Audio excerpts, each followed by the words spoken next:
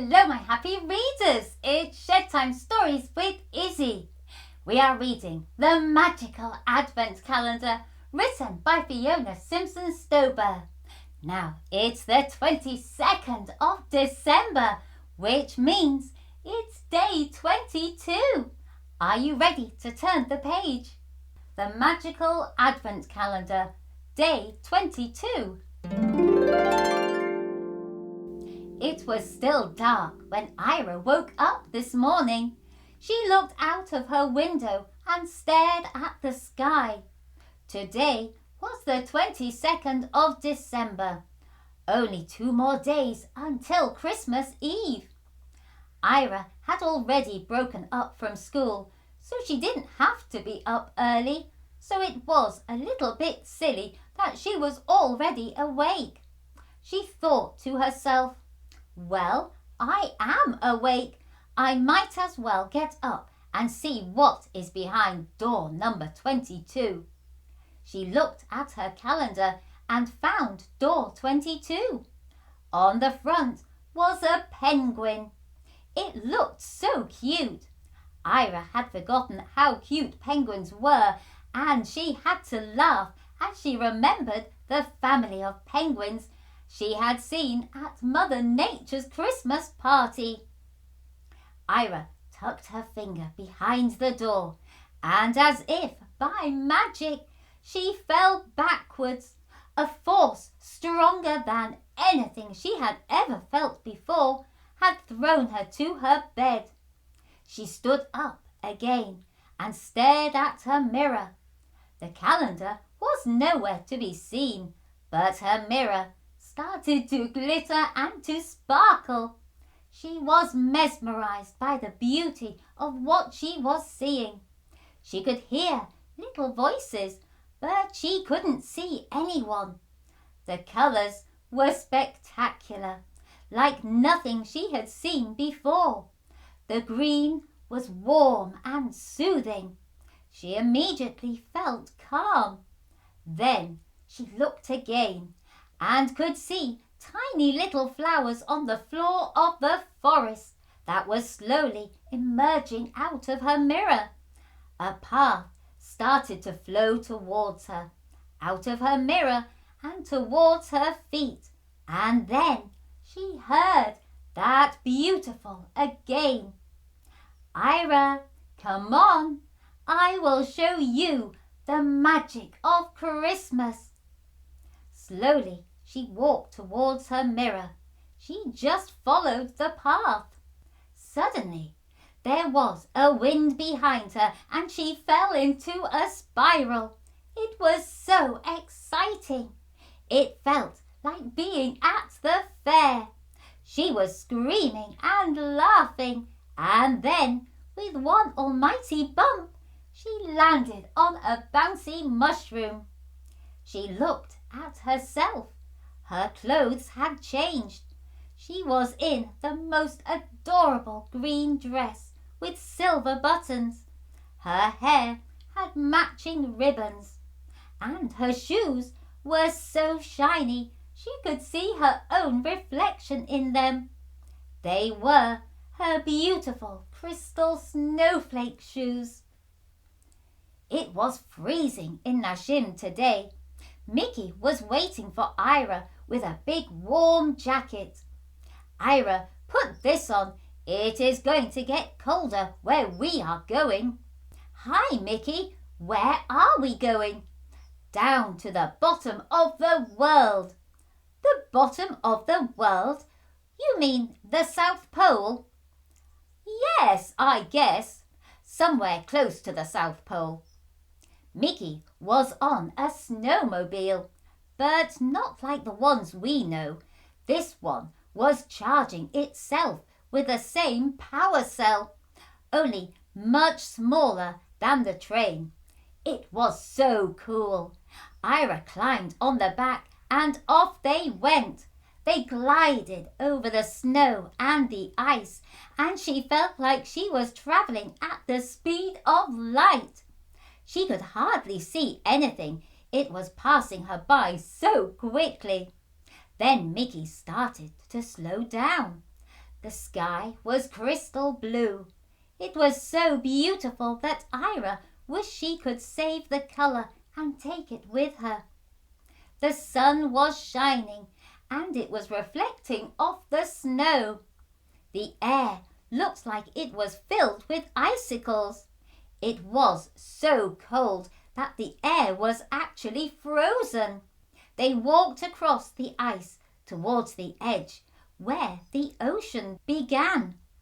"Wow, I bet that water is cold," Ayria said to Micky. "Well, for us it is. For some, it is just perfect."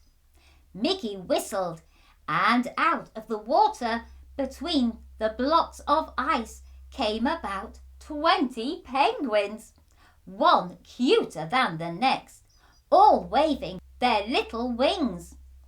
"Oh, wow, Micky, they are so cute." Ayria was in love with her new little friends. Then she heard that beautiful voice. "Yes, they are, Ayria, very cute and very happy in their environment. The question is for how long?" It was the snow angel. Ayria looked above her, and right across the beautiful blue sky was a reflection of her beauty. Today Ayria could hear her but not see her. She was used to this now, and she didn't mind. She understood. The snow angel was always close, but not always visible.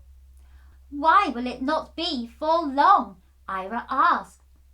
"Well, sadly, over the years, industry and other human activities have been emitting poisonous gases.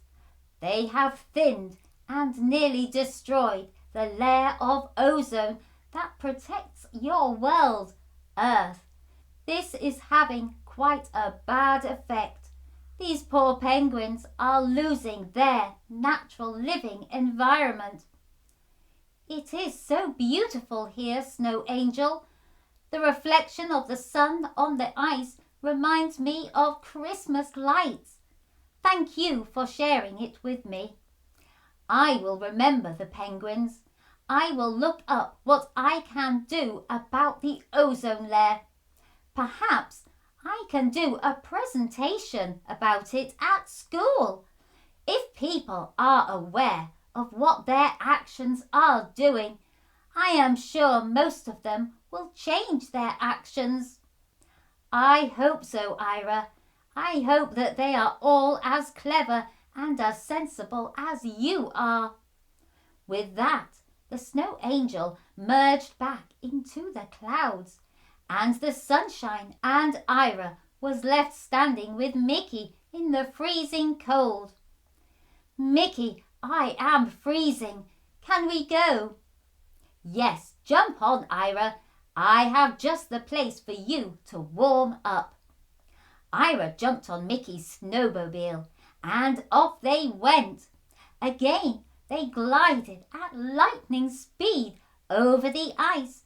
Before Ayria had time to ask where they were going, they stopped in front of a beautiful fire. "Come on, Ayria, warm yourself up." Ayria looked around. It was so cozy. There was nobody else, just the two of them and a lovely big fire. They sat chatting about the ozone layer, and Micky was explaining to Ayria how it has slowly been depleting over the years. The fire started to go down. "Oh no, it won't go out, will it?" Ayria asked. "Not if we are quick to find more wood. Come on, Ayria." The two wandered off through the woods to collect an armful of sticks each. Just as Ayria was walking back to Micky with her sticks, she noticed some stables. She looked in. There were no animals in there, but there were names on each of the stable doors. Dasher, Dancer, Prancer, Vixen, Comet, Cupid, Donna and Blitzen. Wait a minute, I know these names, Ayria said to herself. No, it can't be. Can it? Ayria wasn't sure what to think. Just then she heard a noise. She ran back to Micky. Micky, is it possible that Father Christmas's reindeers live in those stables? Micky didn't seem in the slightest bothered by her question. Anything is possible in Nashim, Ayria. Don't you know that by now? He winked at Ayria. Are we at the... Ayria was just about to ask if she was at the North Pole because actually she thought she was at the South Pole. But then again, they did travel very fast. But that fast? Oh, it was all very confusing today. She didn't get her sentence finished, and she was woken up to some very loud music. Rudolph the red-nosed reindeer has a very shiny nose. Ben, turn your music down unless you want Father Christmas to hear it at the North Pole, Ayria shouted to her brother. Really, she wasn't sure. Perhaps he lives in Nashim. Perhaps he lives everywhere. Who knows? What she did know was that it was only 2 days until Christmas, and she had a lot to do, so she had to get up. Oh, what a chilly and magical day 22 was! Ayria had an exciting adventure to whisk down to the South Pole on Micky's snowmobile. She did learn about the penguins and the ozone layer, and I think that is a really good idea of her to do a presentation about it to find out more information. And then for Ayria to whiz all the way up to the North Pole. Did she see those stables and all those names on the doors? I wonder, could you maybe find out a little bit more about the ozone layer? I wonder also what exciting adventure awaits Ayria on day 23. I hope you've enjoyed this Shed Time story, and if you want to, you can like, share, follow and subscribe to Shed Time Stories. Then you will be ready for the next story for us to share together. Bye-bye.